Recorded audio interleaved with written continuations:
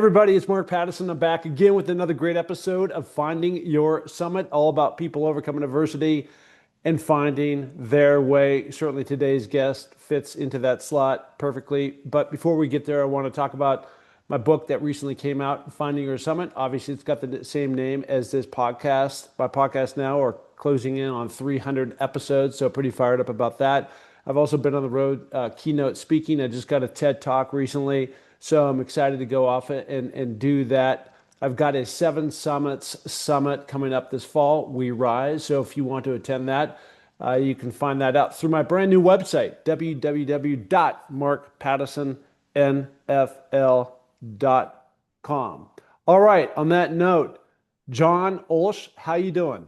I'm great. How are you doing? Well, it sounds like you're in a lot better spot than you were X amount of years ago. And I want to get into this because and this is something, by the way, that I've gone through a lot myself. Not we've got completely different stories, but this whole idea around resilience in adversity, that's what you speak on and kind of really how you deal with that. So let's go back and just like reset everything about this crazy head-on collision that you had X amount of years ago. So fill us in. Yeah, so it was actually December 1st of 2007. So we are coming up on the 20th anniversary of this accident, and it was the Saturday right after a late Thanksgiving, so we were still on that Thanksgiving break. My 8-year-old daughter had a swim meet about an hour south. I live in central Pennsylvania, Harrisburg area, Okay. and this swim meet was an hour south. It was an early morning swim meet, and it was a snowy day. And the reason I remember it was a snowy day is I was a marathon runner at the time, and ran in college, and so I had got up in that morning and at 6 a.m. and knocked out 12 miles in about an inch of snow, which, as you know, as an athlete and a runner, like that is not the most fun type of run. A little slippery when it's just a little inch. Yeah. And so we left real early. We were on the road by 7 a.m. and her swim meet was over by noon. Our 4-year-old son, we kind of bribed him and said, like, come along, be well behaved, which is pretty asking a lot of a 4-year-old in a couple hour swim meet. And if you do, we'll go pick up a Christmas tree on our way home and go choose one, cut it down. And so we're leaving this high school where the indoor swim meet was. And instead of turning left and going exactly the same way that we came, I decided let's take the scenic route home. It's a pretty day, and so we turned right, pulling out of the parking lot on a 55-mile undivided road, and a car coming the opposite direction about 15 minutes later crossed the center line at the last second. There were no skid marks on the road because nobody hit their brakes, and the police report estimated the impact speed at 125 miles an hour. Wow. Other driver was doing 70. We were doing 55. He did not survive. My whole family was injured. My wife at the time was in the front passenger seat, unconscious, broken hand, broken foot, bowel severed from the seatbelt. My son, the 4-year-old, was sitting in a booster seat behind me. My chair came back into him, snapped his fibula tibia in his left leg. Seatbelt severed his bowel, broken collarbone. My daughter, the 8-year-old, had the swim meet, was in the back passenger seat, and she was the only one who stayed conscious. She had broken collarbone, a cut from the lap belt. But when the first responders got there, they actually found her crawling between the front seats, crying, "Daddy, don't die." Hmm. And so I was the most injured. I had that energy from the collision came up my left leg. I'm 6'2". Engine blocks collapsed onto my feet, shattered my left foot, shattered my pelvis 4.5 inches apart in the front, snapped the back of it, broke my tailbone, and then fractured L1 through L4. Spleen ruptured, diaphragm ruptured, my left lung completely collapsed, my right lung partially collapsed, which again, I was a marathon runner. I was under 10% body fat. Yeah. I had strong, I survived for over an hour and a half with half of a lung.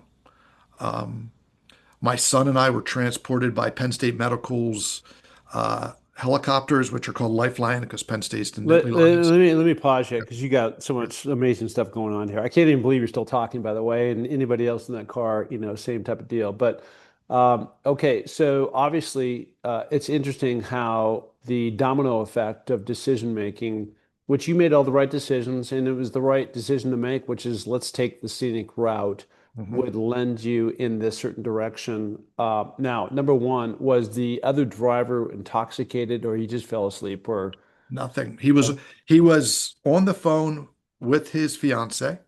He was 24 years old. His fiancée had a 2-month-old baby that was his. yeah, And no drugs, no alcohol, straight away. They don't know if he just, again, very last second, we went driver to driver. They don't know if he dropped yeah, something. I mean, he wasn't on a cell phone. But, we've all been in a car traveling and something falls, right? And you go to reach over and you just, yeah. yeah. So, Just yeah, but wrong place died at the instantly. yeah, wrong place at the wrong time, obviously, for that. Okay, so now the way that you painted this picture, I'm just imagining obviously a complete, when I say train wreck, I almost literally mean a train wreck of collision. You talked about 125 miles per hour in terms of impact. You're talking about this massive explosion.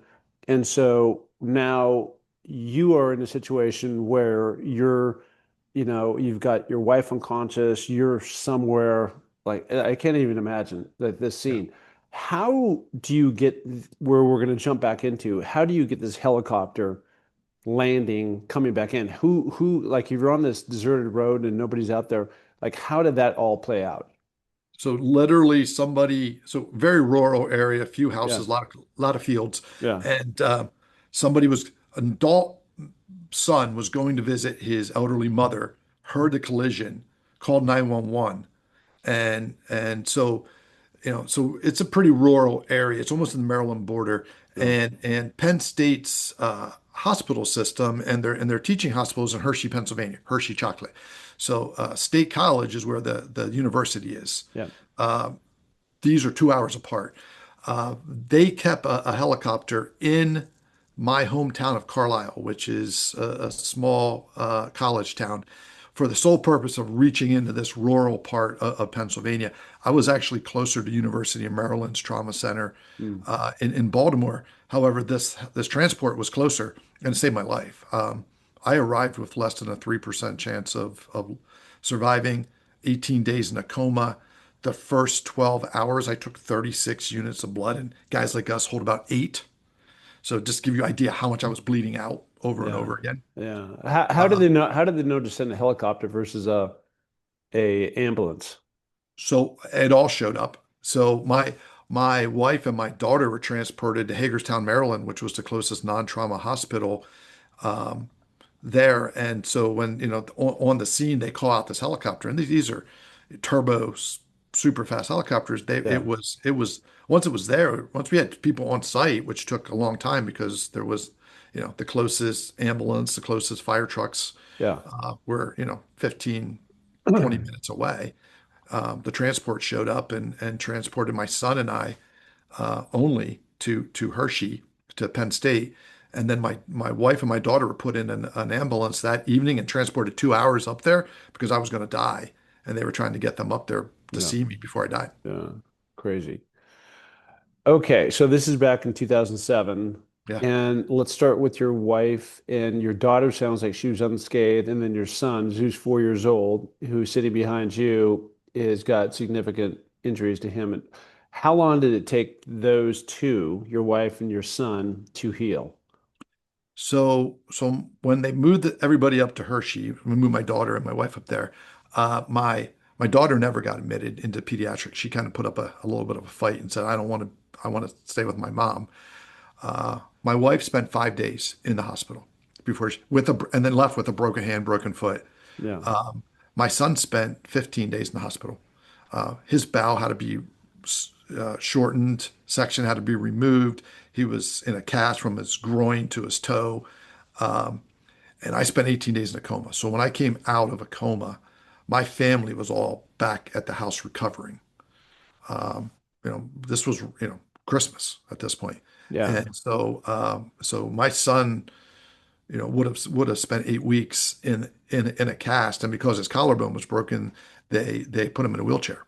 And again, 4-year-old little boy, I think that cast from his groin to his toes probably weighed as much as he did. yeah, So they Today my son is 22. He's 6'5". So even though it was snapped on the growth plate, it certainly didn't Yeah. inhibit his growth. But little 4-year-old dragging around this cast. So Yeah, it'd be yeah, so awful. So okay. So now you pop out of a coma after 18 days. So for somebody like people like me who's never been in a coma, thankfully, um, when you pop out, are you remembering what happened or is that memory completely gone? I have no memory of the actual collision. Yeah. I have a lot of memories even afterwards. So I was in a induced coma because I was on a ventilator. I couldn't breathe. Hmm. And so um, all the drugs they use to keep you in induced coma are now floating through. So I was a 180-pound marathon runner. And um, when they went so they cut me from sternum to pelvis. And after 2 days of trying to stop the internal bleeding, they like the risk of infection is too high. They couldn't pull my abdominal muscles shut. I was so swollen from all the fluids they were putting inside me. They just pulled the fascia layer of my skin and stitched me up with big blue sutures, thinking if this guy survives, we'll have to go fix that later. So, again, I come up out of this coma. I'm paralyzed from the waist down. It takes me a day to even realize that I can't move my legs and I'm hooked up to so much stuff and so much pain. So my processing of all of it, over the first 7 days was one inhibited by the fact that all those drugs that were inside me to keep me in a coma were still floating around in there. Hmm. So, I was having, hallucinations. I couldn't tell you where I was because of my shattered back. I couldn't be lifted more than 15 degrees. And I thought that I would get, once I got out of ICU, I thought I was going home. I knew I was paralyzed at this point, but I thought I was going to go to rehab. What I didn't know is because of my shattered pelvis and my shattered back, which were put together with titanium, same way with my left foot, I was non-weight bearing for 8 more weeks. So I moved into a nursing home at 36 Yeah. to spend 8 weeks laying on my back, non-weight bearing, before I could even go to therapy to try to learn to be in a wheelchair and ultimately to learn to walk again. Okay, so let's talk about that. The kind of I want to get into the better stuff because Yeah, you set up just an incredible story. So again, you're an expert on resilience and overcoming adversity, certainly, right? Yeah, I mean, I can talk about it. I guess I've gone through some stuff, but nothing like that. And so, tell me about the journey. I assume you can walk today. I can. Yeah. Oh, okay. So I know you're a mountain guy, and so you've run across people with frostbite. I can Mhm. walk today. I have no feeling in my left foot. It feels like it's asleep all the time. I Yeah. can feel my big toe, the toe that they always want to save if you're going through diabetes, you got Yeah. frostbite. It's your balance. And so the area of the nerve damage that I had didn't damage the section that controls my big toe. It is the only reason I can walk is because Hmm. you could poke me with needles, put ice, heat on my leg. I won't feel it. You poke my big toe with a needle, I And feel it. when you walk, is there a limp or you Yeah. just walk normal? Well, a little bit of a limp. I mean, I have spent the better part of 16, almost 17 years now rebuilding my body. I mean, I'm sitting here at 210 and still under 10% body fat. Hmm. And so, I can counteract a lot of the fact that my limping, but I can still squat 450 pounds. So, Yeah. that is compensating a lot. But because my pelvis was shattered, I'm still a little out of whack. Yeah. So you're not like early in the game here, you had said that you loved to run. You'd been out on that run with an inch of snow and things Yeah. like that, and you're probably not doing a whole lot of running anymore. I am not. So yeah, so the most of that problem, by the way, so I've had 45 surgeries so far. Hmm. Last year was the very first year in 19 years I didn't have a major surgery. I've had anesthesia 37 times. Wow. Um, and the last 11 have been to keep me from losing my left leg. So I've been as high as 85% chance of having my left leg amputated simply because of circulatory problems. So again, similar to what a diabetic might have, I get these ulcers that opened up on my skin because of the pressure from blood not circulating back out of my left leg because the femoral vein had so much scar in it that it would block part of it. Like, guys our size would be the size of a garden hose, and mine would be 85% blocked with scars. So I'm now stented from the folds in my legs to both kidneys to hold that femoral vein open and keeping the scarring from shutting it down. And and so I, yeah, I can't run only because I mean I can run a 12-minute mile pace, yeah, which doesn't feel great. yeah. Um, but I did Spartan races. So I actually part of my story is that when I didn't want to do things I couldn't Hmm. do well before. You know, again, as an ex-NFL footballer, you kind of get that concept that I was really good at something, and now for whatever reason, age, injury, I'm not good, so I don't want to do it anymore. And so I struggled a lot with like the fact that I thought I would run again, and as it became clearer and clearer that I was never going to be successful at it, Yeah, I found another avenue, and it was obstacle racing actually for yeah. quite a few years. Yeah, I mean, again, we're talking an apple and an orange here, but I fell backwards off a ladder in the Coma ice fall, 20 feet back, landed on my head and should have ended my expedition then, but kept going, but it had major damage on my nerve in my back. I can't run post 2021, Mhm. which is fine. It's just one of those things where there's just some things in life, and maybe it's just age where you go, you know what? I can give that up. And I power walk and I do fine with that. It doesn't hurt. I can climb, I can go up, I can go down. I just can't run where you have that constant pounding Yeah. and that's okay. All right. So how do you in your mind, like again, going back to obviously ton of resilience of getting up every day and working towards this goal and frustrated. And I'm sure there's some PTSD and regrets and everything else and overcoming that adversity. How have you been able to like after you're coming up, I think you said next year on your 20th anniversary of this awful crash. How do you keep going? How do you get over these things? Well, so it's again a journey. So so for me when it first happened, my kids were 8 and 4, right? And so I am now living in a nursing home paralyzed. It's 2 days before Christmas. Yeah. I'm being told there's nothing I can do to move this process longer. You're going to spend the next 8 weeks here. It's not, you can't do anything to change that. And then 8 weeks from now, you're going to start rehab, right? So I think for me, the first motivation was being a dad. Like, now after lots of work, I realize that I get a lot of value from being valuable to other people. Like I put a lot of my self-worth in being useful and valuable to other people, which makes us great coaches, makes us great, mentors. But it for me, the idea that I was about as least valuable or useful as I could. I'm paralyzed in a nursing home at 36, right? I'm being told I'm going into a wheelchair and I may never get out of it. The idea that my kids were going to push me around in a wheelchair was a lot more than I could handle. I could handle the pain. I could be strong for them. I could deal with whatever was going to be happening. I couldn't deal with this concept that I was going to be a burden to someone else. That I couldn't somehow separate this idea that I was never going to be myself again. That was for sure. And that the version of me could be something else that other people had to take care of. And so that was my very first motivation was just like, one, I had stretchy bands tied to my bed in the nursing home, and I would do arm exercises because I had seen enough wheelchair racers doing marathons and being involved in other, organizations. I'm like, I'm just can't lose any more strength. So I mean, I Hmm. left the nursing home at 155 pounds. Yeah. You know, that was a better part of 8 weeks total.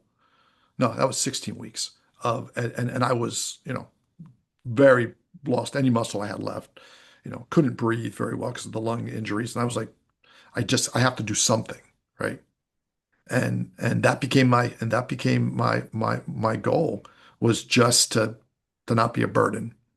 Um, Later on, I would, so another part of my story is like 2.5 years later, I'm now sitting in my home office. I'm working. My daughter, who's now 10, is out in the front yard juggling a soccer ball. Ended up being a really good collegiate level soccer player. Great, yeah, love soccer. So I look up and she's not there any longer.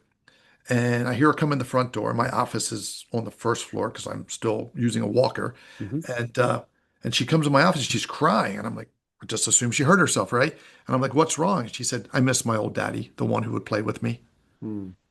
And the next day, I went into my outpatient rehab and quit and went to my local YMCA at 10 a.m., thinking I could avoid my friends, and um, happened to walk into a program run by United Cerebral Palsy for teens with Down syndrome and in a fitness class where they were with personal trainers. In fact, these photos behind me were painted by UCP Down syndrome kids. Hmm. Um, and I ended up spending the next year working out with this young man named Danny. Danny was strong as a bull, but what Danny taught me more than anything else was don't don't be so driven to love outcomes and be more involved in processes. Yeah. Um, and what's great, and again, for us to be able to talk, I've had the opportunity to talk to a lot of Division III college athletes, particularly seniors. I've had an opportunity to talk to some professionals. I'm going to be actually talking to some NFL teams here about the sheer fact that one, the outcome is all, you don't win a Super Bowl on the first day of two-a-days. Like, it's a process, right? You're kind of built for the process. Like, I've heard you talk, and you talk about like playing pee-wee midget football to being in the NFL. That's a journey, right? Yeah. And I'm sure you will back me on this. You will never meet a professional athlete who doesn't love the practice, Yeah. doesn't love the locker room. Like, if you don't love practice, you will never be professional. So what I learned is that me trying to heal myself, me working out, me spending, and when I stopped focusing on, oh, I needed to achieve this major goal and started focusing on just small wins, small progress, understanding that the the process and the system was always going to be there, but the outcome wasn't. The outcome is always completely unpredictable. Sometimes it's completely out of my control, and I'm going to have another surgery, and they're going to tell me, we're going to sew Gore-Tex mesh into you. You can't lift more than 10 pounds for the next 10 more weeks. And everything I did to work to get stronger, I'm going to lose half of it, right? And there's nothing I can do about that. But all I can really embrace is the process. And, motivation is great, but it fades, right? But, commitment is the thing that you can rely on when you don't have anything else. And Yeah. so, getting up every day and making myself, get to the gym at 7 in the morning or 6:30 and be home in time for my kids who were, school age to get to school became like the one thing I could rely on. Yeah. It was always there. How long did it take you? Okay, so you're laying in the hospital, you're a mess. This goes back to 2007, right? Yeah, And you're paralyzed from, I yep, assume, the waist down. correct. Yeah. Um, was there always hope that you would walk again, or was that the doctors come in, they give you the 50-50 or 30-20, whatever the percentage? Yeah, no, there wasn't. I always thought I would. And once I started to be able to use my right leg, my left leg never really came around for almost 10 months. I Mhm. mean, because of all the real nerve damage is in my left leg. The swelling on my spine and everything was causing my legs not to work. But ultimately, the nerve damage in my left leg never went away. Doctors would tell me, you know, you should be happy you're alive.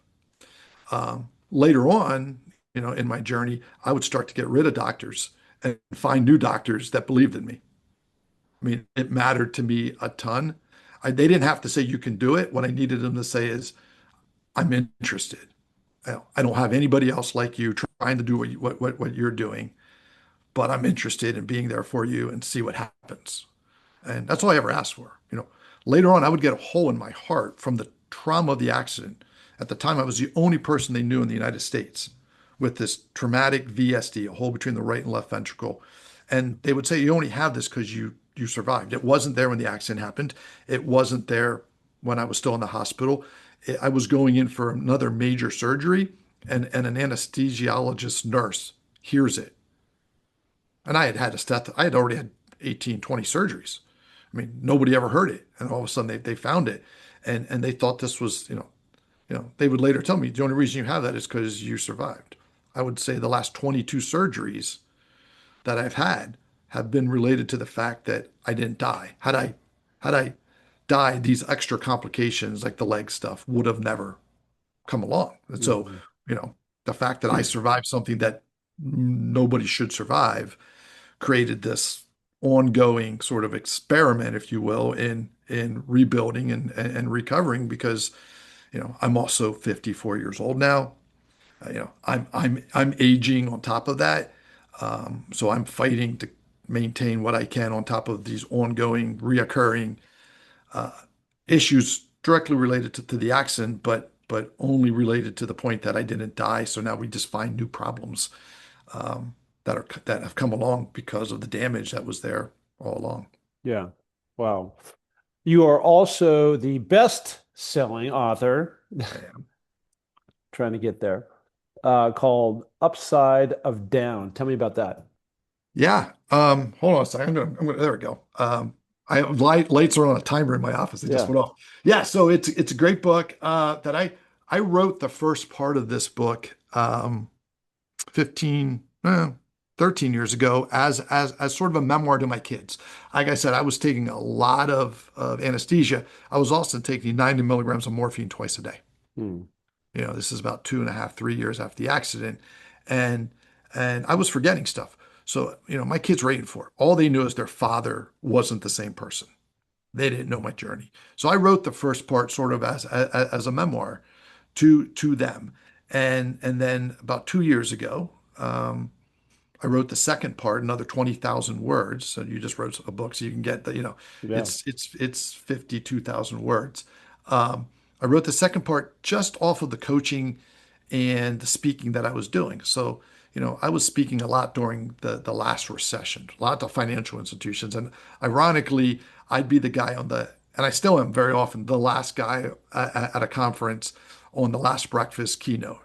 And you hear a lot of bad data, especially back in the day in the finance world. And then they would bring me up and, I wasn't an NFL athlete. I wasn't, um, you know, climbing Everest.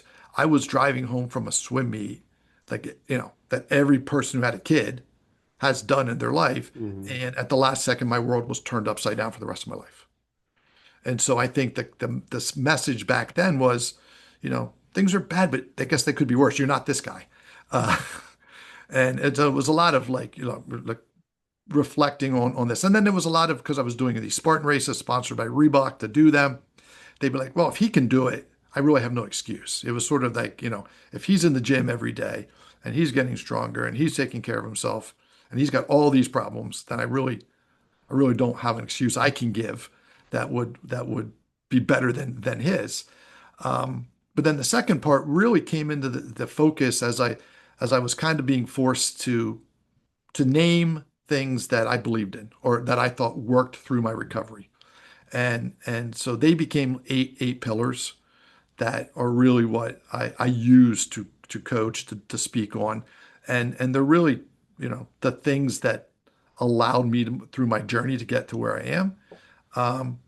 And it was a very eye-opening experience, and to name them because you know in particularly I guess probably in your world, from as a football and professional player through, like, there were certain things that you just did even when you were younger. Maybe it was instilled by you by a coach or by a parent or another player, and you just kept using that as motivation or used it to get you where you wanted, but it didn't have a name. I mean, maybe in football you guys have names for everything, and so Yeah. it yeah, you know what I mean.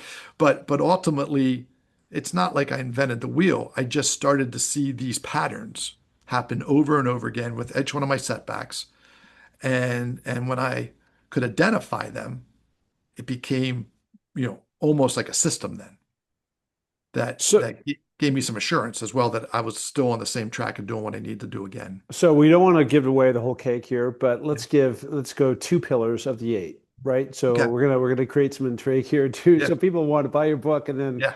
I assume your book is on Amazon, right? It's everywhere, and it's actually on Audible as well, and Apple Books because I did do the audio version and read it as well. Yeah, good for you. So give me Yeah. two pillars. All right, so we hit one already. Pillar number 7 is fall in love with the process. Yeah. It's ultimately the goal.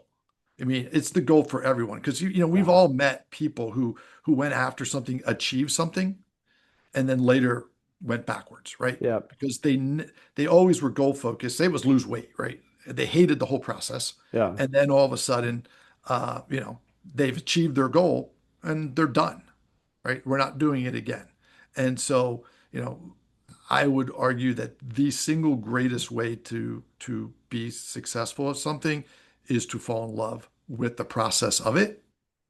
I would be sure that you would say that, Mark, that the reason you became an NFL football player is because you loved the process of playing the football. It had nothing to do with game day as much as it had to do with everything else. No, you're exactly right. And I'd also say I've had to like reset those goals multiple times, right? Yeah, Just like you've done, right? yeah, So it's, when I've climbed, gone on to climb and continue to climb big mountains around the yeah, world, but also I've left Sports Illustrated recently, and that was after 12 years. And so I'm resetting this next chapter. So it yeah. says once you set that goal and you have it in focus and what you're trying to Mhm. go after, then you have to get into the process.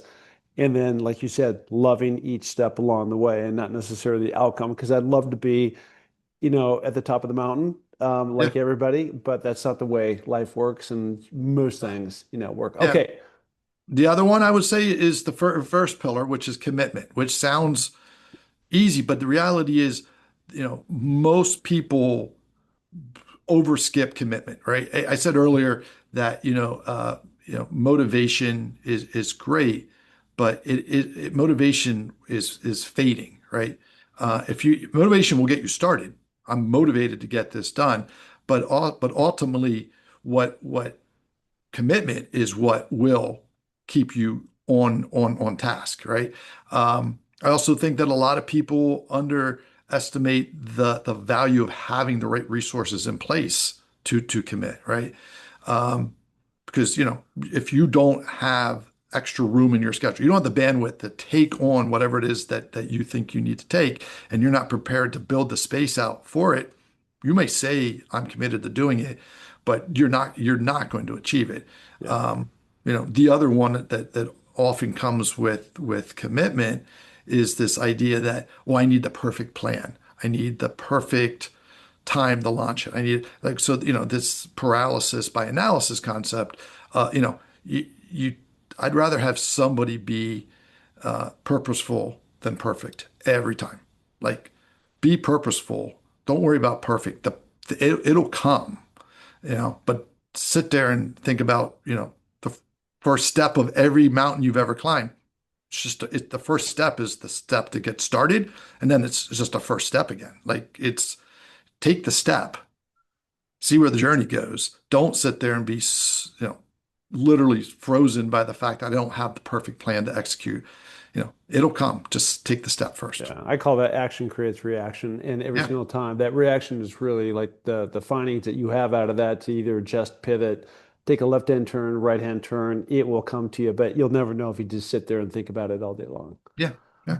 Again, I think you and I have a lot of similar thoughts about how you go through, you know, life and challenges. I mean, we have a mutual friend in Stephen Pivnik as well, which, Yeah. Steve and I have been friends. We hit it off immediately, and I think you and I, it's for the same reasons in the sense of we have pushed our bodies beyond what other people are willing to push. And people say, well, how do you do that? And I would always say, like, I spent all that time laying flat on my back. And how did you? I say, if you asked me before the accident if I could go through this, my answer would be no. But you never know what you're capable of having to do until you're actually put in a situation to have to do it. That's right. The question is, will you put yourself in that situation? Yeah. So let me ask you this, and we only got a couple minutes left. And this is the last question, and I think it's the most powerful question. You've been through hell and back, right? There's no question about it. I can't imagine, thank God, I've never had your experience. And I hope, knock on wood, myself, my wife, my kids, won't go through the same thing. That said, you did go through it. That's the reality. That's your reality. What is the blessing? Like you're looking back, you're 54, you're looking Yep. back, this thing happened 20 years ago. Obviously you've got a wonderful family. Um, I want to know what the blessing, how you see the world, in like 60 seconds. Give me what the blessing out of all this is. Yeah. Gifted. So I would say the adversity is the biggest blessing that I got. And it's funny because I named that at the end of my book, and I've had other people say, like, that's so profound that you're willing to say thank you to the adversities and the setbacks. Mm. And the reality is the most growth that I've had in my life has come when the adversities have come. Um, I have learned more about who I am, more about what I'm capable of and what I'm when where my limits are when I had to deal with challenges and the adversity than when things are going great. And so, people ask me like, would you choose if you could to turn left or again instead of going right? Yeah. And I said, for my children's sake, yes. For my sake, no. You know, I this has formed who I am. Um, I always look at my life before the accident versus after the accident because it was a defining point in my life where everything changed. And ultimately, I've learned to embrace the fact that the book wouldn't exist. There are people that I have been able to help move their life in the right direction because of what I went through. So, is there a perfect book or roadmap? No, there isn't.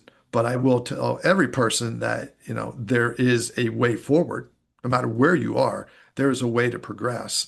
And you just have to be willing to take, that first step. And so, my life would be completely different had the accident not happened, but I don't know that it would be. Here's a great thing I tell people to do all the time. I laid in a nursing home and said, what would my obituary look like at 36? And he worked 80 hours a week and never made it to his kid's soccer game. And, like it scared me. I've spent the last 20 years basically writing a good obituary, Yeah. Well, look changing my at, life. So I left a moment. I'll have no, something. I love it. I love it. Look at, appreciate you coming on the pod. What a story. Resilience, adversity. You got this book, Upside of Down, available on Amazon and other places.